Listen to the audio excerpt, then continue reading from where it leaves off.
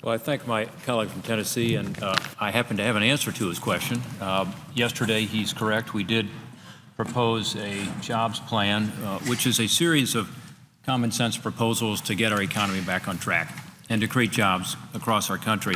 Government doesn't create jobs, but government can create the climate for job growth. So our view is we need to take a different approach, and that approach is to stimulate private sector job growth through creating that pro-growth environment. So this is a common sense 7-point plan to get the economy moving again, to create jobs. It's incredibly important to us to get the unemployment numbers down, which is way too high, to be sure American families have opportunities. It's also very important, though, in terms of dealing with the debt and deficit, because although we need to restrain spending, and Congress is beginning to take small steps in that regard, we also need to grow the economy. And we need to work, as you said, on a bipartisan basis. We're reaching out to our colleagues on the other side of the aisle and to the administration. So much of this is just common sense, things we should do now. When you look at the budget deficit and the debt and the impact it's having on our economy today, it is clear that we need constraints here. 49 states have a balanced budget requirement. When I'm back home talking to our cities and counties and their struggles with balancing their own budgets, they ask me, well, how can Washington continue to spend so much money they don't have? 40 cents of every dollar that Washington spends today is borrowed money.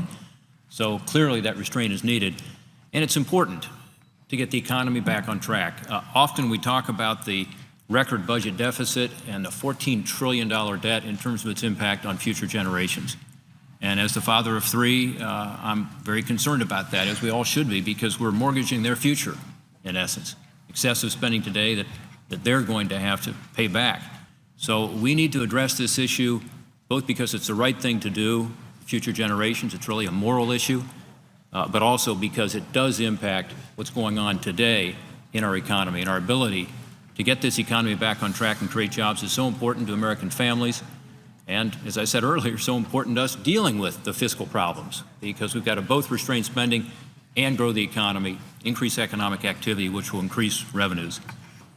And if you look at these 3 pending trade agreements that the administration has yet to send up to the United States Congress, and we can't move unless they do that, they would create alone between 250 and 380,000 jobs, depending on what numbers you look at. Think about that. Hundreds of thousands of jobs are ready to be created right now by knocking down barriers to our workers, our farmers, our service providers, just in these 3 instances alone. If we do these things, we will create more hope and opportunity at a time when it's desperately needed, and we should be able to do it because they're common sense ideas.